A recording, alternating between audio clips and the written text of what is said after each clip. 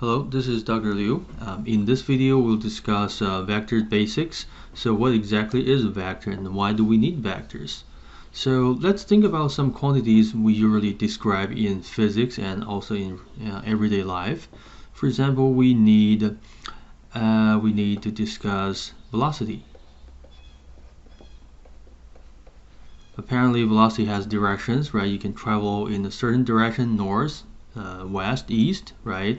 So this velocity has direction and also has a magnitude, how fast you're traveling.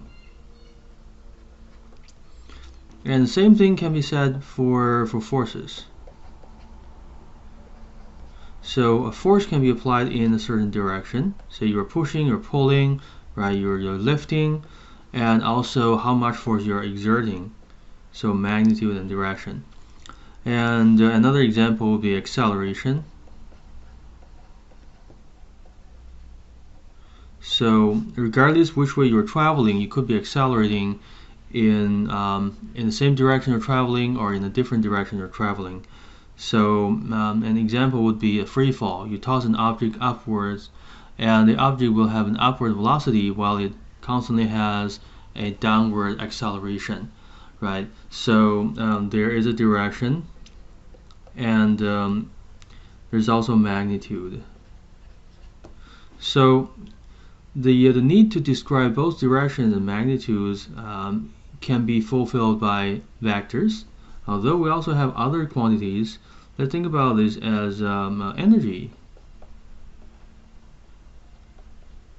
Okay, we're paying for energy. For example, how much natural gas we're burning, or maybe how much electricity we're using. So energy doesn't really have directions, so just the quantity. So there's only magnitude.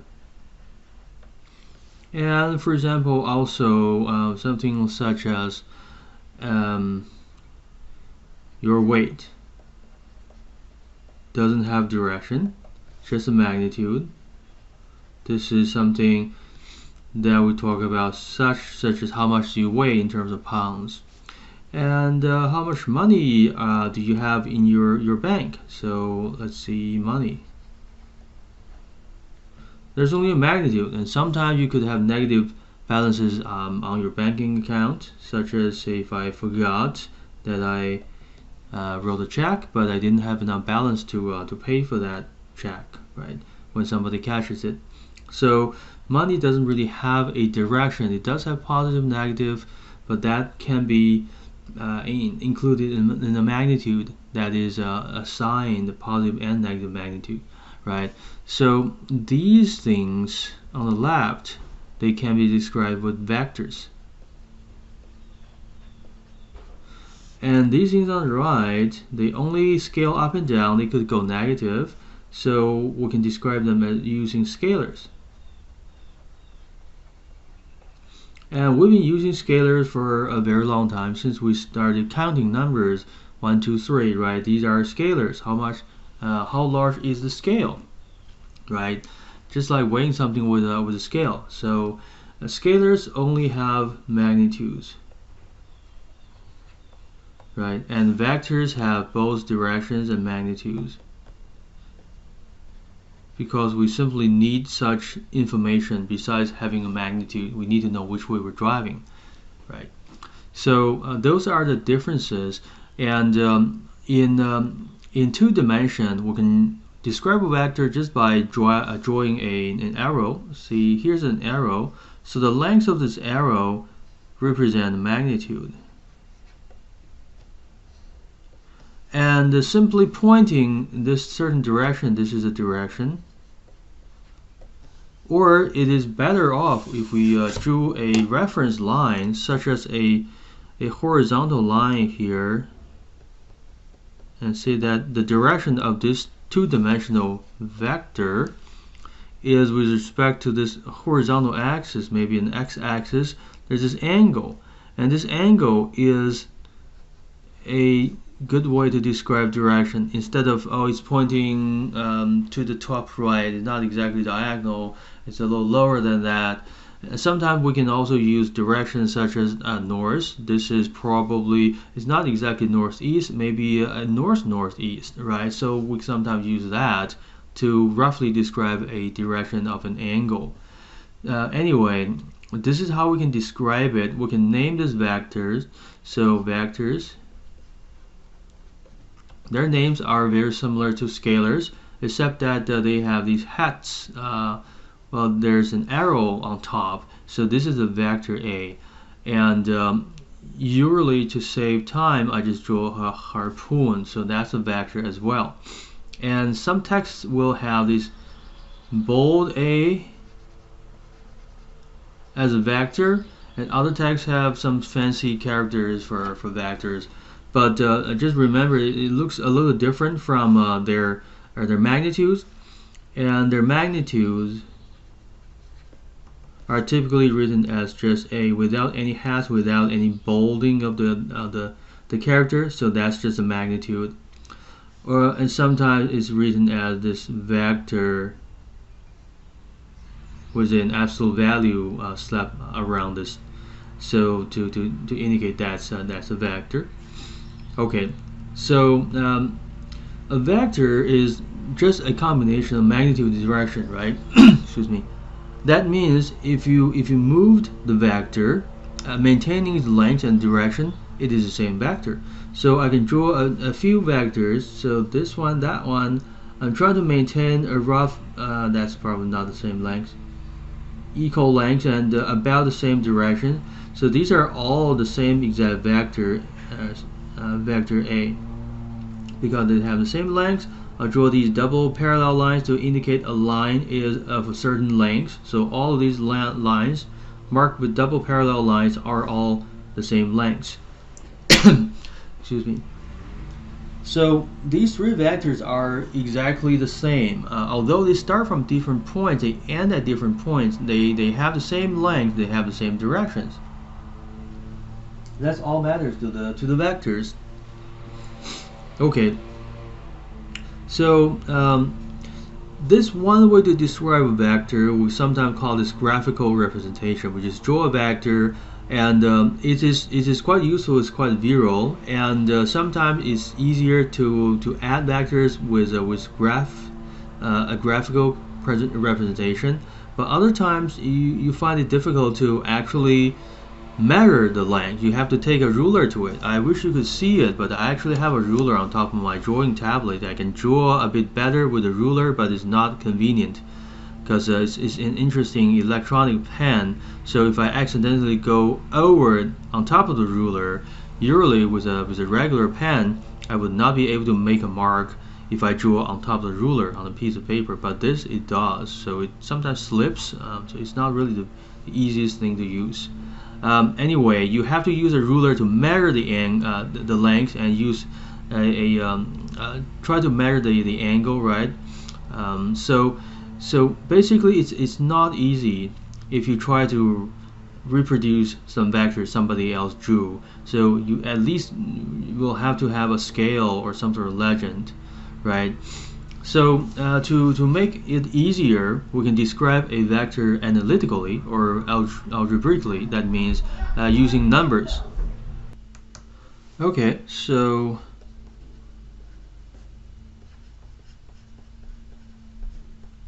analytically, this is a kind of a graphical or some geometrical method. So analytical method would be something like this, the magnitude. So the magnitude of A is equal to such and such. So let's make it up 3.2. And the angle theta, and maybe we'll put a subscript here to indicate that's for A, and there might be other vectors. And let's make it up as 31 degrees. Alright, so this is one way to describe a vector by presenting its length and also its angle with the x-axis. And another way to represent it is to say how many steps in x you have to start from this tail of the vector moving to the right, and then how many steps you have to go in the orthogonal direction, so such as to going up here. So this vector I drew is approximately, if you just count the boxes, the grid 1, 2, 3, 4, 5. So there's this 5 here, and 1, 2, roughly 3, so 2 point, maybe 2.8, right? So this is another way to describe a vector, is to enumerate how many steps from the tail to the right and then up. So this a and ax and ay is just, this one is ax, and then you go ay.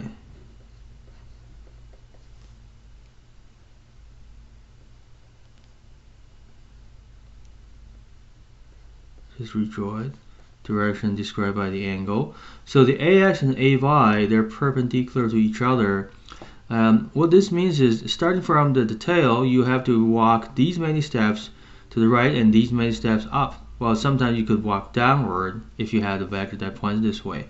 But this is another way, an equivalent way to find out where the tip is if you knew the tail, right?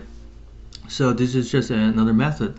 Let's use a simulator here. So let's pop up the simulator just to explore vectors. So now we have this vector here. This vector is called A with a lowercase, and it has this arrowhead, and the double parallel bar, that is the magnitude. At the moment is 24.8 lengths, and there's also an angle of 40.1 degrees. So if I just move this around, you can see that I can stretch it, I can change the magnitude, and the angle also changes. I can't really just try to stretch the magnitude without changing angle because it's kind of locked down to the grid lines. Alright, and if you look on top, a certain length or magnitude at a certain angle is equivalent to a certain x steps and certain y step. As we can see, the steps they're kind of locked into an exact grid, so that we can't really vary it continuously. Anyway, so there is a way to convert between two separate methods of describing the vectors. One way is the x and y way, which I'll describe how to calculate that. And another way is the angle and the magnitude way. Alright, so let's display something additional. These are the components, right? So there's 23 units here and 15 units here that adds to that. And if you think about this, these two components are actually two sides of a right angle triangle, and this total magnitude is the hypotenuse. And this angle, if you call this angle theta, this side, the y side, is opposing the angle, so it is the opposite, and the x side is adjacent. So if we recall our trigonometry review, we can pretty easily find out the this and that side. This side is the cosine angle side, right? So adjacent over hypotenuse is cosine of the angle. So this adjacent is hypotenuse times cosine angle. And this opposite is actually hypotenuse times sine of this angle, right? So this is one way to view it. It's nice, you can move it around. See that it doesn't change because you're keeping the same stretch of length and same angle. It doesn't really matter where you're moving it to, right? So let's see. We can probably do a screenshot of this and just get this onto our notepad. Give me a second.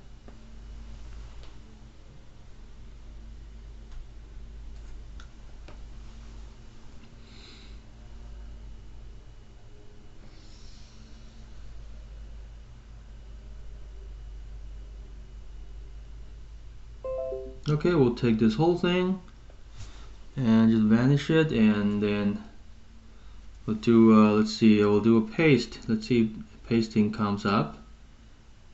Okay, it does. Alright. Oops. I was trying to move it, so I'm gonna use the mouse to move it. So there's a reminder. Let me put it up here as a reminder of how the components and the magnitude are related. So let's do the math, how they're related. Oh, see that just went over the ruler, but still it drew because it's electronic. Okay, so we'll relate the components and the magnitudes this way. So AX is A times cosine theta. So here's our theta, and this whole thing, this is our A magnitude, and this side is AX, this side is AY. We have right angle triangle here, right angle. So adjacent and hypotenuse, right? So that came from the fact that AX over A is adjacent over the hypotenuse, and that is cosine of theta, right? So that's how we got this, and we can get the same type of calculation for that AY, except that we need sine theta, because AY over A, according to our diagram, AY opposes the angle, so it is the opposite side over adjacent, not adjacent, over hypotenuse, or hypotenuse. So opposite over hypotenuse is sine theta. So these two equations, they convert from the magnitude angle to components, right? From magnitude angle to components. So if you know magnitude and angle, you can get components out, right? So these two equations are useful for getting components from magnitude and angle. So there must be another way to get the other way, knowing the magnitude angle and getting component. Well, that is also what we have reviewed. So this is hypotenuse, right? Trying to get hypotenuse from these two sides, that should be the Pythagorean theorem. So A is ax squared plus ay squared, then square root, right? So this is the Pythagorean theorem. And what about getting the angle from this? Well, we have these two sides, opposite and adjacent. Opposite over adjacent is actually tangent of theta. So the angle can be obtained this way. So angle is tangent minus 1, that is inverse tangent AY over AX. And the reason I'll write it down here is because AY over AX is the opposite side of that angle theta over the adjacent side. So don't put quotes over hypotenuse, because hypotenuse always is hypotenuse, but opposite adjacent, their roles could change if I pick the other angle, right? This was the opposite of that, but it is adjacent of this, right? So that is opposite over adjacent is a tangent theta. So in order to get the angle, we do an inverse function here, we do an inverse function here. Inverse tangent of a tangent gets you the angle, and then inverse tangent of this fraction gets you that side. So there is, on the other hand, I'll put da da da here. We know what that means. There's more than it meets the eyes. So what are the three dots mean? Here's the three dots. We have this in the first quadrant. That's very convenient, by the way. What if we have this arrow in the second, third, or fourth quadrant? Will our formula still work or not? And I want to say that this still works. It works for all different quadrants as long as your angle is measured above the x-axis. That means going above the x-axis, this is a positive angle. You keep opening up to 90 degrees, keep going up to more and more and more and more, and even 180 degrees. So let's pop up this simulation again. It's interesting that it just kind of it scales down the whole graph after a screenshot. So let me move this, see if the system works okay or not. Okay, well, look at that, over 90 degrees now. I think I can move my center to a more convenient location and then put this back. So now we have 180 degrees almost, right? So this is the angle I need, is the angle from the x-axis up in this counterclockwise direction. Oops, now we're negative. See, now we're negative. The negative is because we can't reach this angle from the x-axis by going downward like that, right? So angles below the x-axis can be either called negative of this angle between the x and this vector, or you can also call a positive angle this way, a bigger than 180 degree angle. I know that is not very convenient for some people to think about bigger angles, but for other people it's okay. So either way is fine.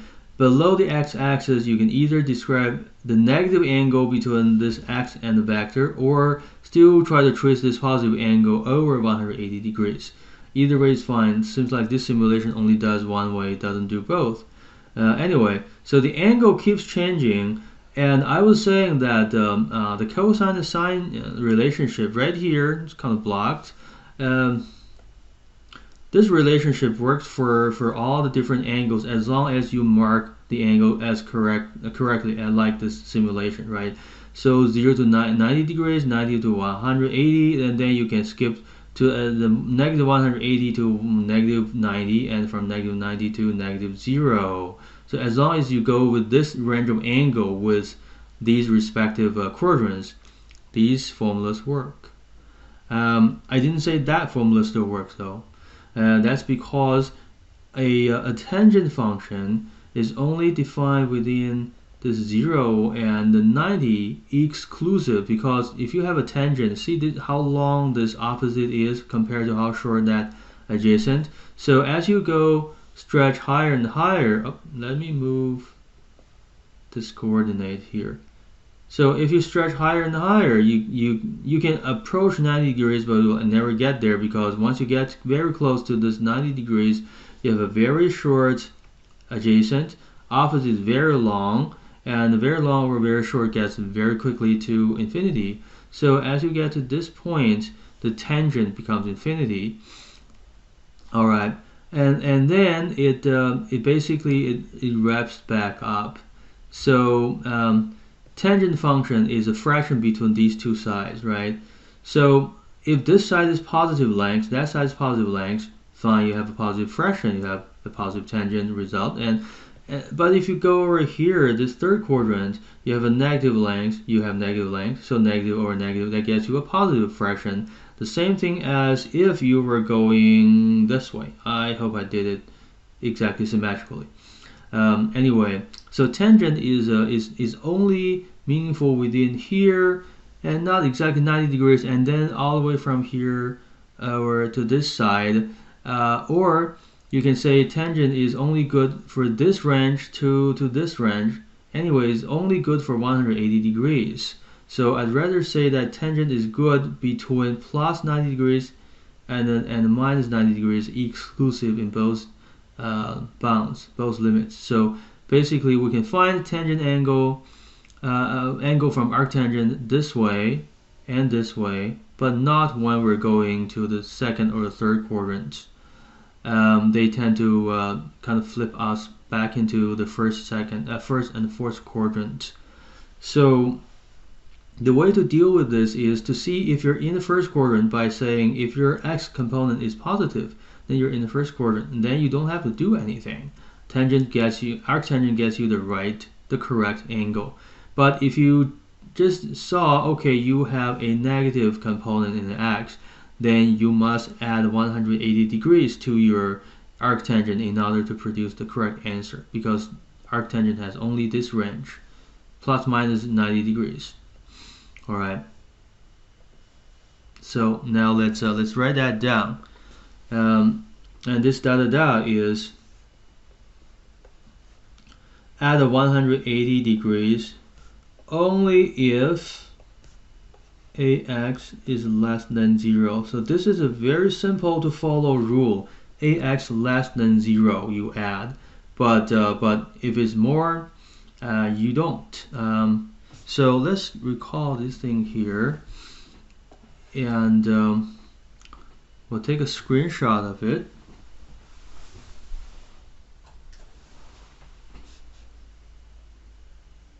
We actually just need the coordinate system.